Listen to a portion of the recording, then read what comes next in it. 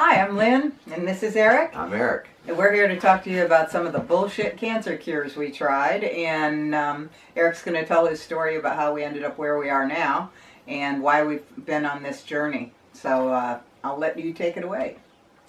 Well, we started the journey, I guess, about 10 to 12 years ago. And the economy was kind of in rough shape, and so we made a new adventure. We moved to Panama. And at that time, I turned 50 and just decided to have a routine colonoscopy. And ended up having a little polyp. They sent it out, found it as cancerous, pulled it out, and that started my cancer journey that many years ago. From there, it was unbelievable. All the remedies. I mean, the people, everybody wanted to help. But we started a modified diet of a Gershwin, and I'll talk about that a little bit. Okay. Eric kind of left it to me to figure out what might work the best, and so I tried, read a bunch of books, studied online, and researched into the wee hours of the night trying to figure out what we should do.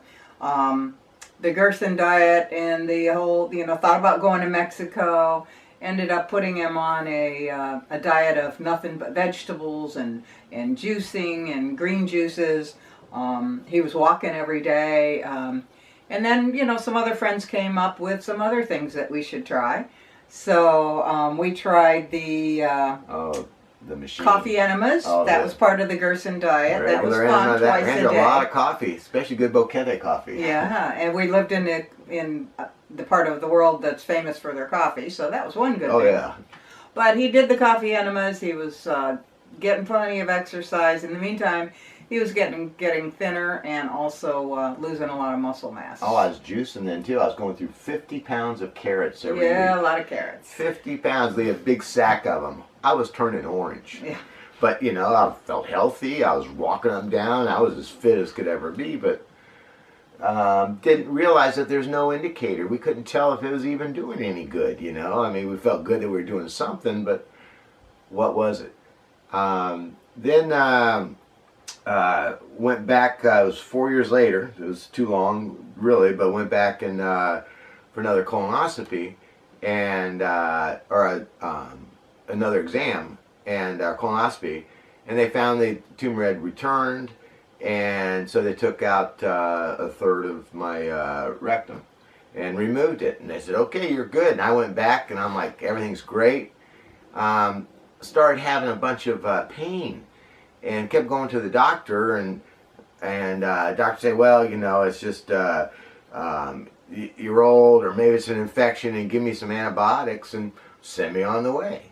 And this was in Panama. Yeah, this was in Panama, so we're in a third world country, and then pain would be someplace different, and he'd just give me some more antibiotics and send me on my way. And this went on for a year and a half, till...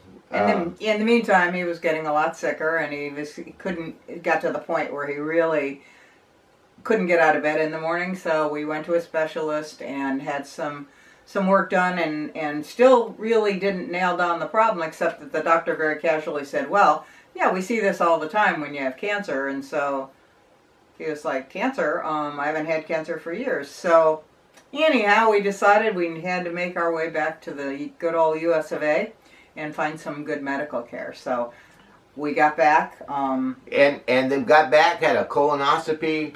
They looked at us, hey, it's clean. You don't have any cancer. But I was still in all this pain. I said, come on, guys, we kind of figured this out. And so I went and got a blood test, and right on the blood test, the PSA was 248, which normally should be 4. And once I had those results and I sent it back to them, then they brought me in and checked me out and found that I had prostate cancer, and it had metastasized to my bones as well. I was having so much pain. So by the time we found out what it was, he was already in stage 4 prostate cancer.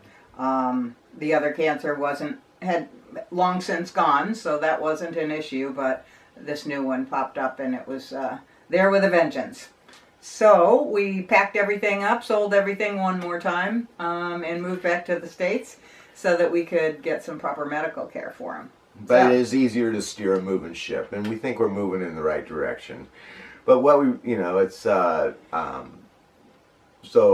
along the way though, there's some of the cures and the things that the people, in good earnest and hope, wanted us to do and try and really, it's thought that there was a bit of hope, or there might be some truth to it.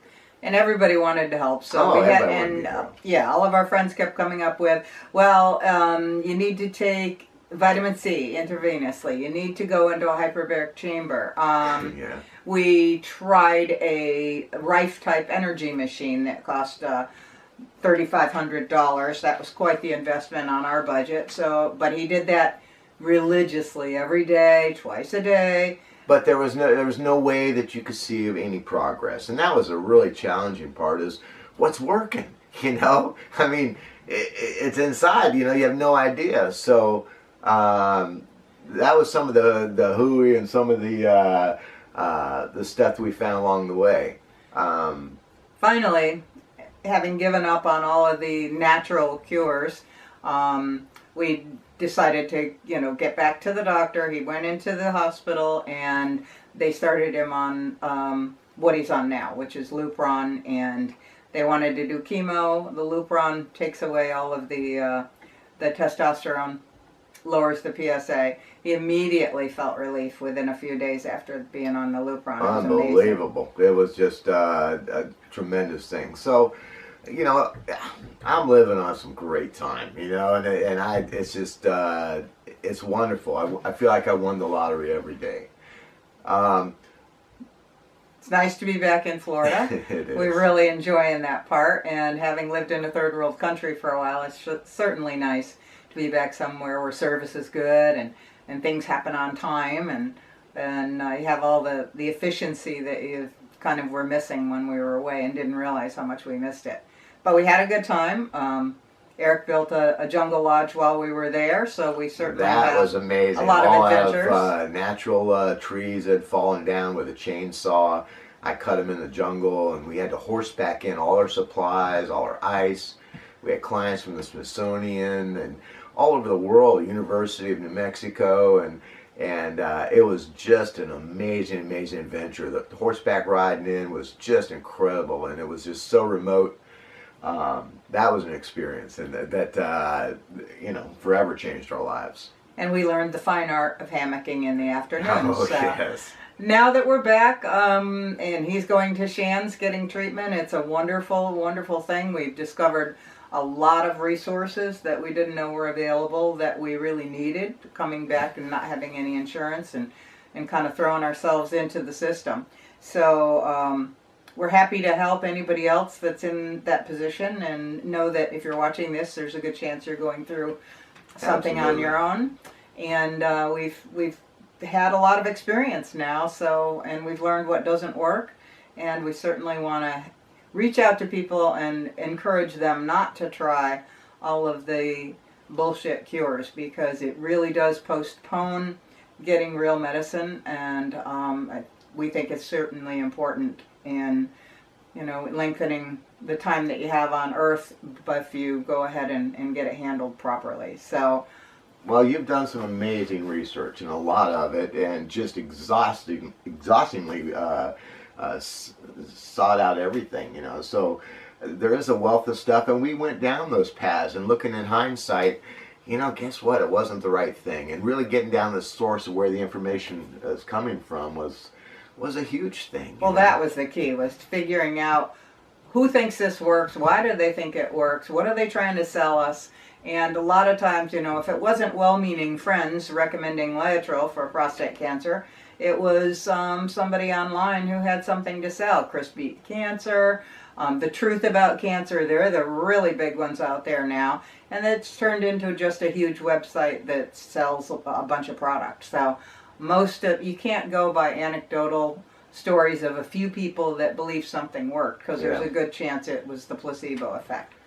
So, Which, sometimes the placebo effect is good too, yeah. but it really is just denial and it's still going on. And medicine's there for a reason. And there's a lot of really smart people that are concerned and on your health and looking for answers with you. And so that's really the important thing, is to not go chasing down these other avenues, looking, it's good to research it, but research everything and take it all together, and don't be drawn in or trapped into some of these other ways. And you also can't just totally turn it over to your doctor. We still go research everything.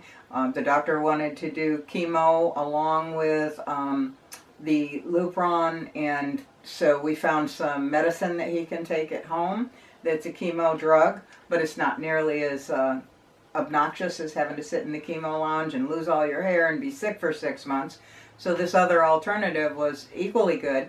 We found a way to get the medicine that he takes now, and it's much easier because he just takes it from home every day. Oh, that's just and wonderful. The side effects are minimal, and it's really working. So we're big fans of Big Pharma right about now. So so just know that it has to, whatever you decide to do, whatever treatment you decide on, it really needs to fit your lifestyle and be the right choice for you. Really, and it is attitude, and when you're comfortable with it and you realize it, it's you got everybody behind you, and it sure makes the journey a lot better, and it's and we're here with you too, and that's a cool thing, and we feel so much in our heart to be part of that we want to share that with you. So feel free to drop us a line, reach out. We'll answer any questions, do any research, help you in any way we can. And in the meantime, just make the most of every single day. Absolutely. Life is good, isn't it? Have a great day, and thanks for watching. Y'all take care.